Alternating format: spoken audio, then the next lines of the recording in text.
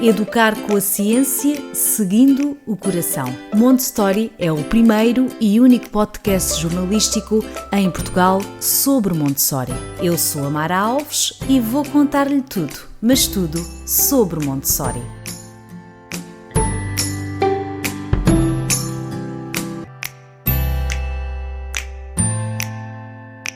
Olá a todos, bem-vindos ao podcast Montessori. O tema de hoje é a diversidade em Montessori. Fique desse lado, vai valer a pena.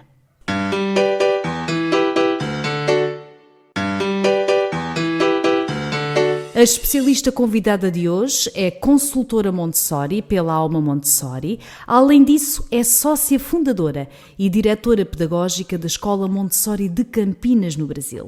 Olá, Camila, bem-vinda. Olá, Mara, é um prazer e uma honra estar aqui com você. Obrigada pelo convite. Obrigada eu pela sua disponibilidade com estas horas de diferença. Agora são 3 horas, não é? Quando nós estamos no verão é que há ali uma altura que são 4 horas de diferença. Agora são 3 horas, até é mais fácil para ambos os lados, não é? Antes de irmos ao tema que nos traz aqui hoje, eu gostava muito que a Camila nos contasse como é que começou o seu percurso em Montessori, que julgo ter começado no ano de 95. Exatamente, eu tive o privilégio, Mara, de conhecer Montessori enquanto eu estava cursando o primeiro ano da Faculdade de Pedagogia aqui na Unicamp. Fui trabalhar numa escola internacional aqui em Campinas, que chama Escola Americana de Campinas, e lá eu fiquei por 5 anos. E nesse tempo, para virar professora lá, eu fui fazer o curso de formação Montessori em Seton, porque eu realmente me apaixonei pelo método de cara, assim, na hora que eu olhei para aquelas crianças carregando as bandejas cheias de vidro, né? Criança de 3 anos carregando aquelas bandejas pesadas, e eu falei assim, nossa, o que eu preciso fazer para conseguir virar professora e poder saber mais a respeito disso? Então, eu fui fazer logo esse curso e fiquei por 5 anos como professora lá, até que minha filha nasceu. Pensei que ia ser tranquilo deixar ela, como todo mundo faz, né? Tem o filho, deixa no berçário e vai trabalhar, mas não deu certo, meu plano não deu certo. Eu acabei pedindo demissão e ficando com ela em casa. E logo já montei o que hoje é muito famoso, né, o quarto Montessori para bebês. Para mim é pequena, só que minha bebê hoje tem 21 anos, né? Então foi há algum tempo atrás, ainda não estava muito na moda. Se hoje o facto de nós dizermos que deitamos os nossos filhos no chão ainda causa espanto, eu imagino há 21 anos atrás. O que é que as suas amigas, o que é que a sua família lhe dizia? Lembra-se?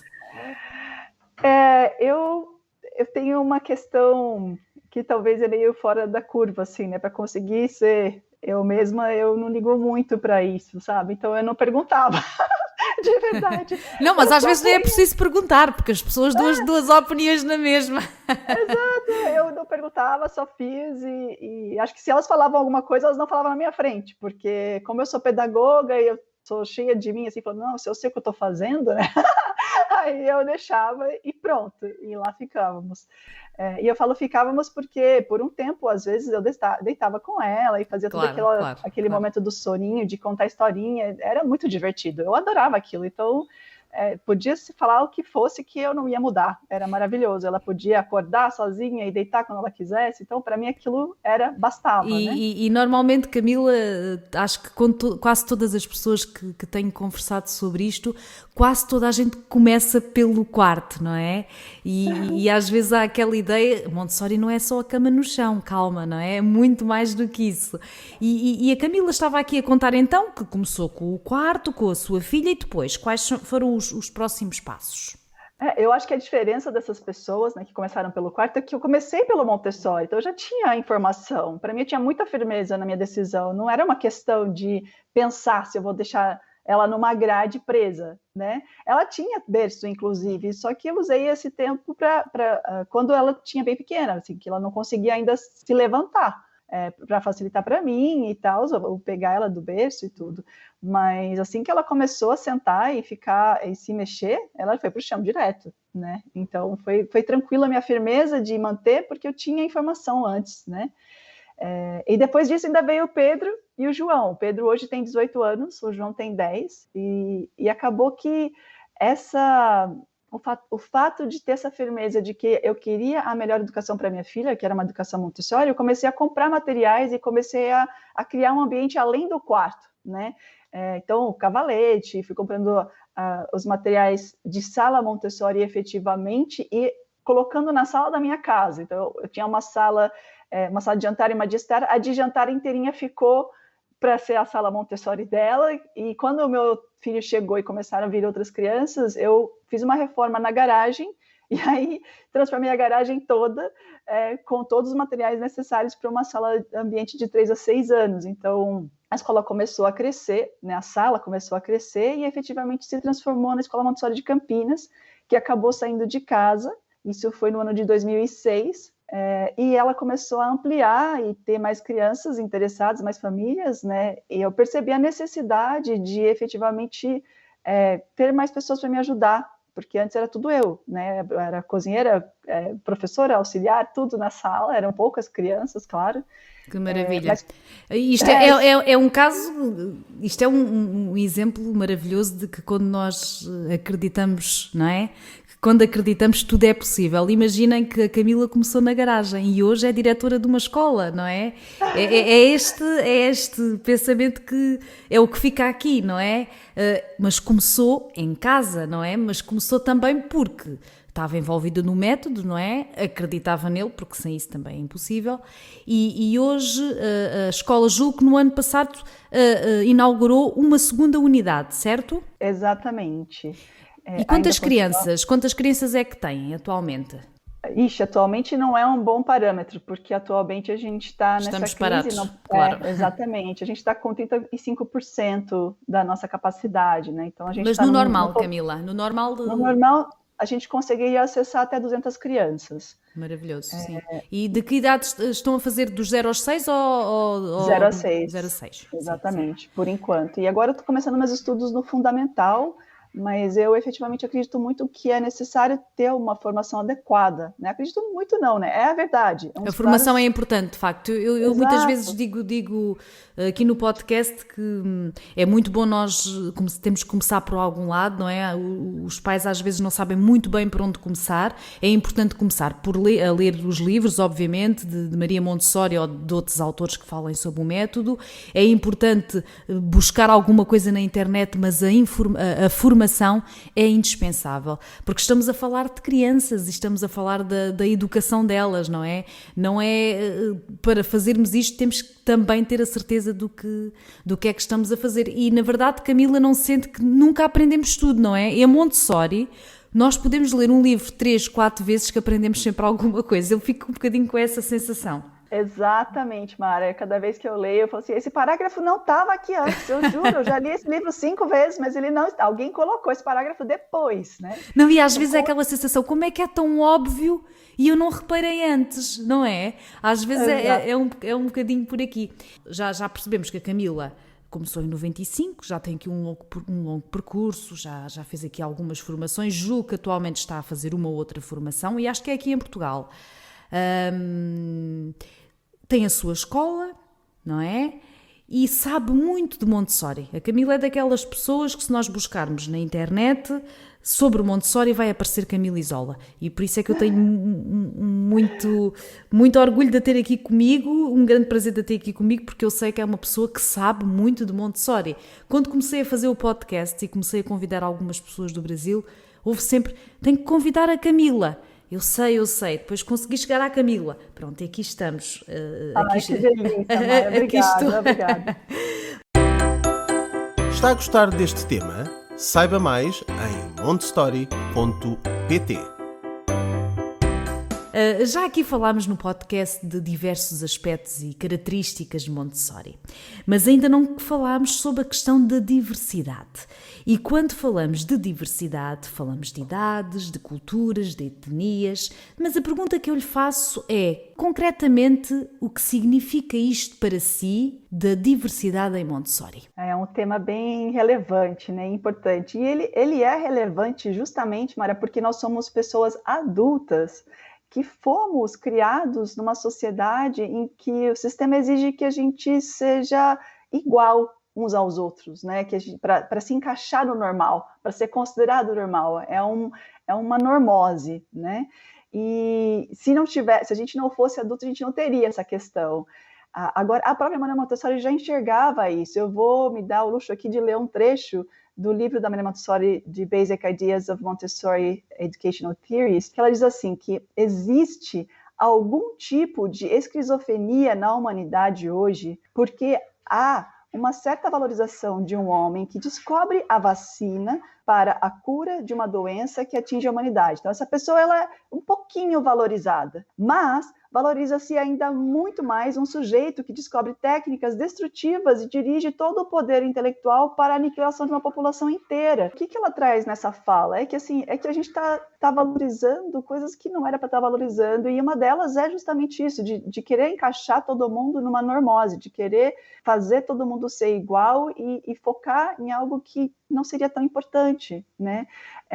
Agora, eu pergunto aqui para quem está ouvindo esse podcast, né?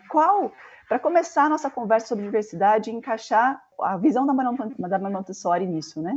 Qual é o único lugar do planeta Terra em que temos que ter uma idade certa para frequentar? Do planeta, né? O planeta Sim. Terra inteiro, assim. Um lugar que exige que a gente tenha uma única idade. A escola. Então, isso acaba limitando, né, Mara? Bem a cara do fato de ser uma idade única, porque a criança tem que aprender um conteúdo do começo até o fim daquele ano. Se ela quiser saber mais, o problema é dela, ela vai ter que se virar para procurar. Se ela aprender menos, tem problema, ela repete de ano e se encaixa ali num ambiente que estimula muito a competição, porque fica muito claro qual aluno que sabe mais, todos têm a mesma idade, né? Eles ficam se comparando todo o tempo. E aí entra a visão da Montessori, que ela veio do Instituto Ortofrênico, o início, né, da carreira dela como médica, ali em que ela trabalhou com crianças que tinham alguma dificuldade de aprendizado, e em 2 anos, só 2 anos de trabalho com essas crianças, com os materiais que ela desenvolveu, elas passaram no concurso público, né, para entrar no primeiro ano. Isso fez a cabeça dela pirar, né? Então tem uma questão muito grave na educação lá fora, porque as crianças que não têm nenhuma dificuldade de aprendizado, elas não estão passando nesse exame. E uma criança que tinha dificuldade de aprendizado, que estava lá no Instituto Ortofrênico, conseguiu, só com um pouco de trabalho que ela teve ali com eles, passar nesse exame. Então, ela acabou indo para a área de educação e observou, sempre foi um papel dela, né, muito forte, a observação da criança para ela efetivamente desenvolver o que ela chama de pedagogia científica. Dentro dessa pedagogia, dentro dessas observações, ela percebeu que os seres humanos se desenvolvem dentro de planos de desenvolvimento e que ela, então, criou as salas baseadas nesse plano de desenvolvimento que respeitam, então, uma faixa de idade. Então, não é uma idade única para frequentar uma sala, mas sim uma sala com idades misturadas. Por exemplo, crianças de 3 a 6 anos.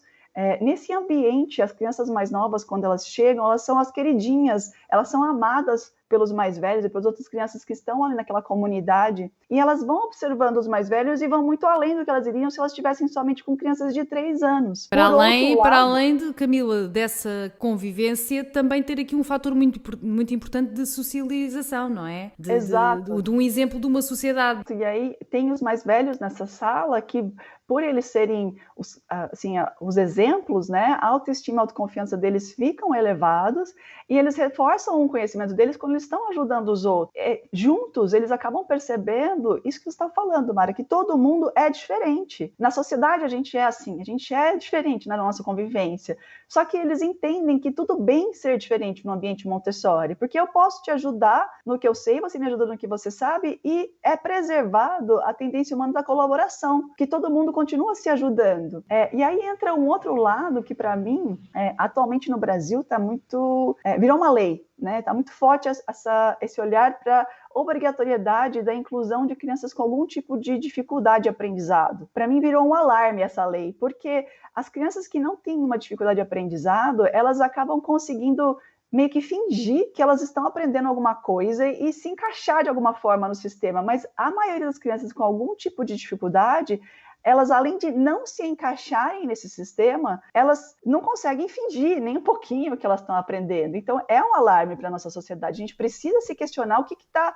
acontecendo nesse sistema educacional atual que está fazendo isso, reviravolta, né, que a gente não consegue receber as crianças com alguma dificuldade de aprendizado dentro da sala de aula. E aqui neste ponto, Camila, na sua opinião, qual seria a situação ideal?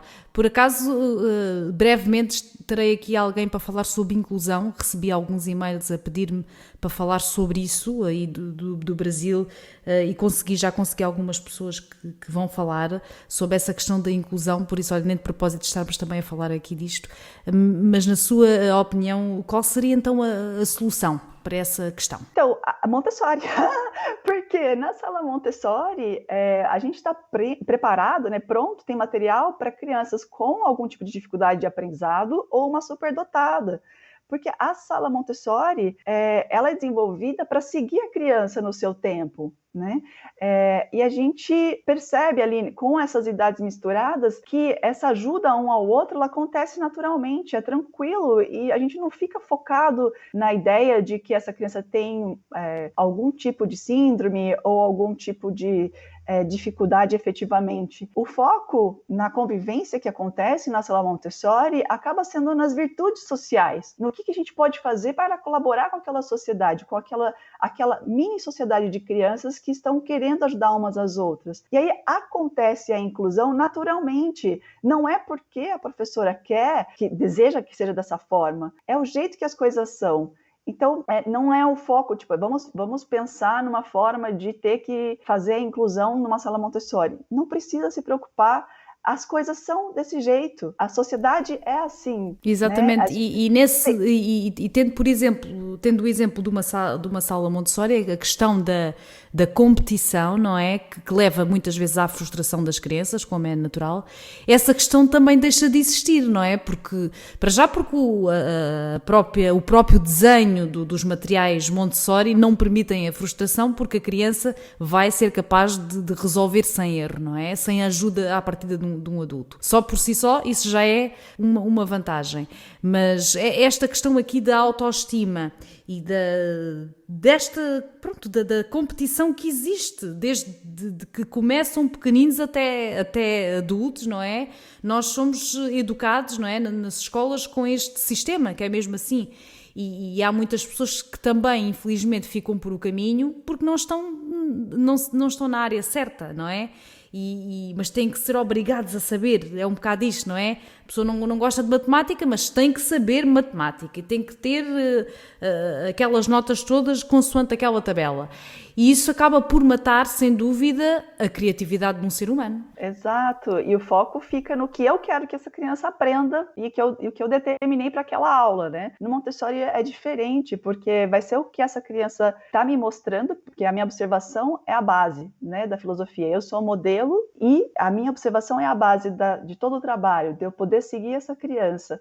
O foco com idades misturadas e com a permissão dessa criação de mini-sociedade em que as crianças convivem umas com as outras, o foco fica realmente às virtudes. E não vira um objetivo educacional eu ter que incluir uma criança. É só deixar elas conviverem umas com as outras, deixarem ser elas mesmas na essência que elas têm de colaboração. Quando conversamos com outras pessoas do sistema tradicional, recordo-me, há uns tempos, conversava com uma professora e que falávamos sobre Montessori e ela dizia que era completamente contra esta ideia das crianças de idades diferentes numa sala, porque isso era mito, isso era impossível nos tempos de hoje. Como é que uma professora poderia dar conta, não é, de crianças de diversas idades, se as crianças atuais são desordenadas, que não obedecem, e isso só poderia dar em loucura. Portanto, resumindo, a conversa era que era impossível isto. Eu insisto no que eu falei de que é um alarme, né? Ela tá, com certeza, essa pessoa que conversou com você está com muita dificuldade, provavelmente numa sala em que ela tem que ficar ali tentando dar aula, né? Fingindo que está sem ensinando dúvida alguma coisa e as crianças fingindo que estão aprendendo uma coisa, porque na hora que a gente passa a confiar na criança como sendo um ser humano íntegro, né, que tem as suas vontades próprias e que segue as leis da natureza que estão dentro dela, que impulsionam ela para a autoeducação, se ela for permitida, assim, né?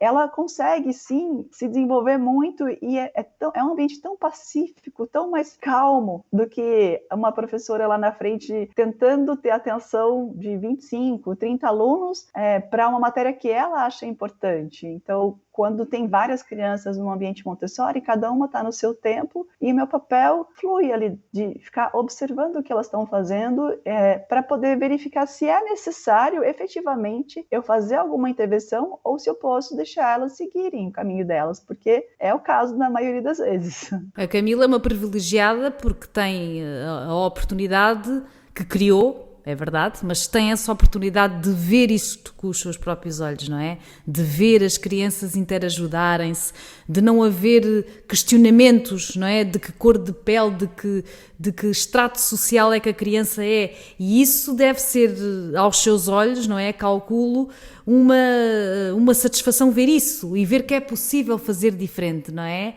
Acredito que pessoalmente muitas vezes deve estar muito orgulhosa do seu trabalho.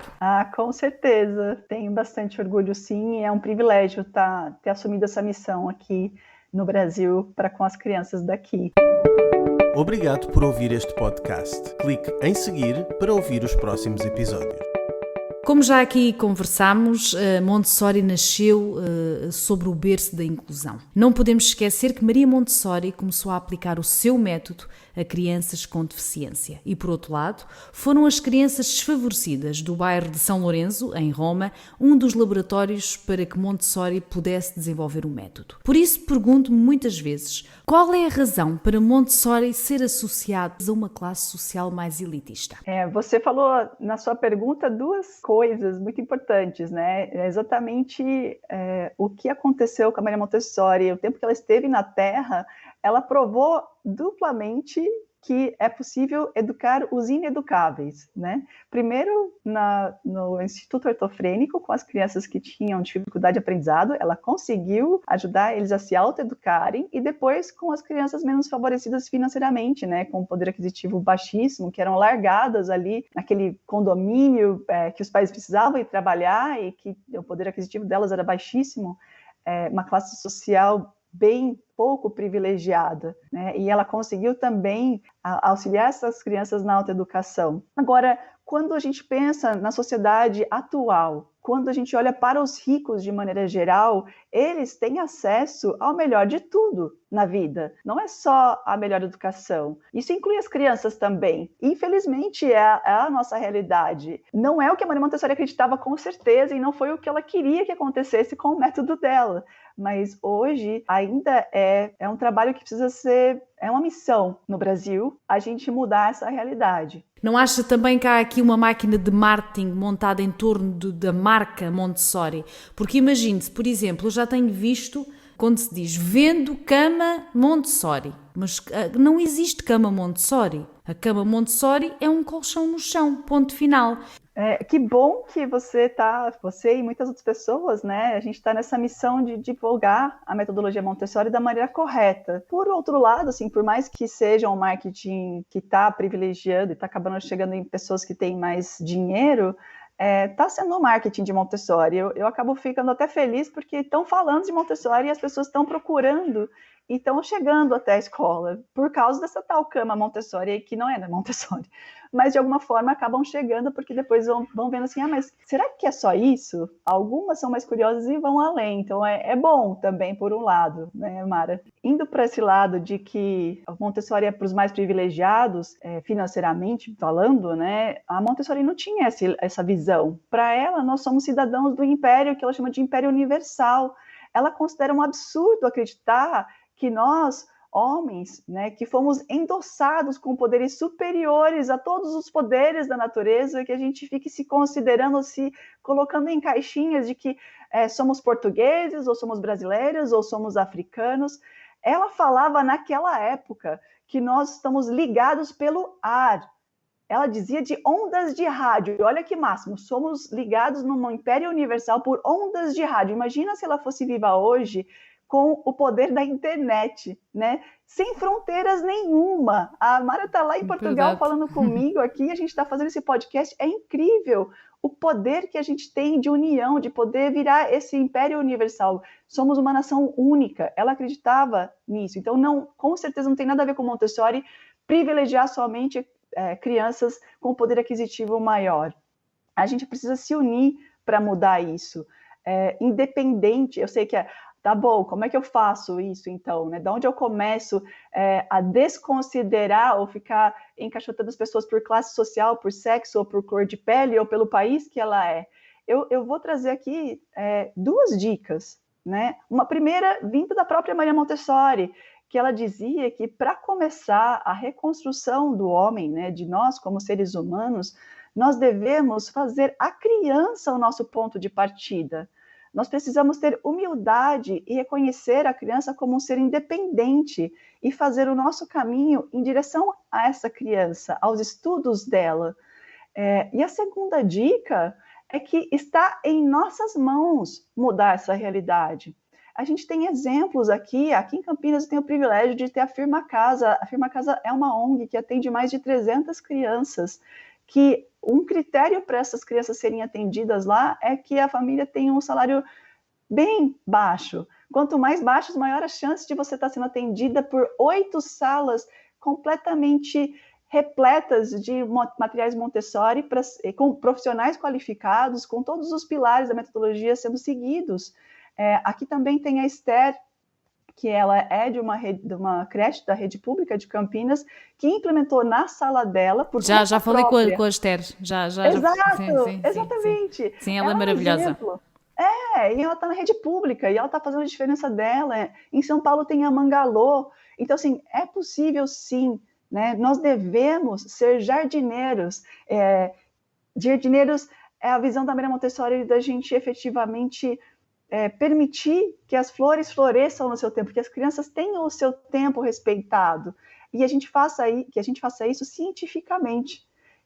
Ela dizia, né, cabe ao homem escolher seu destino, e o dia em que suas armas caírem, né, nós deixarmos as nossas armas caírem, de ficar comparando seres humanos, e de querer que todo mundo seja igual, e de ficar colocando restrições, né? Então, no dia que as armas caírem das nossas mãos, marcará o início de um futuro radiante para a humanidade.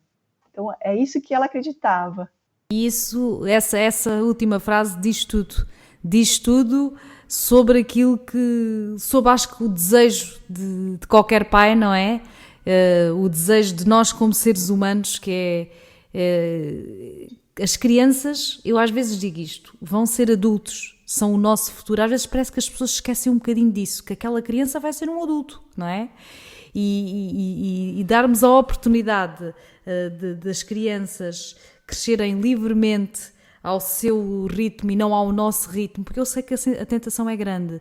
Nós fomos criados de outra forma, temos muitas marcas ainda, mas é uma luta connosco próprios e se nós realmente queremos esta mudança, nós conseguimos, mas temos mesmo que querer, porque a mudança também dá trabalho, não é? A mudança dá trabalho. Camila, tanto havia para dizer há sempre tanta coisa para dizer sobre Montessori, mas o nosso tempo é curto, está a terminar, e quero-lhe agradecer muito, muito, muito por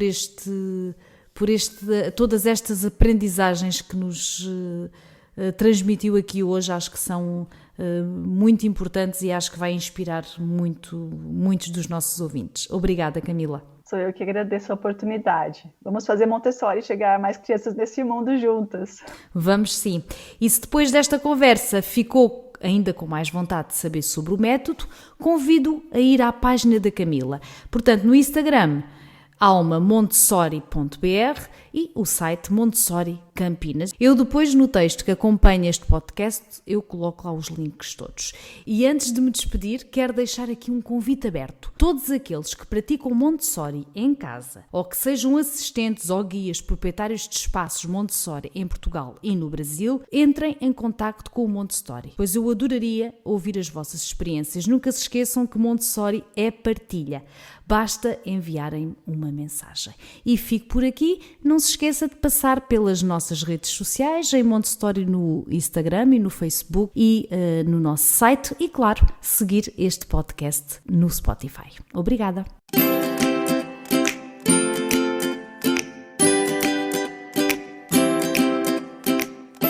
Educar com a ciência, seguindo o coração. Montessori é o primeiro e único podcast jornalístico em Portugal sobre Montessori. Eu sou a Mara Alves e vou contar-lhe tudo, mas tudo sobre Montessori.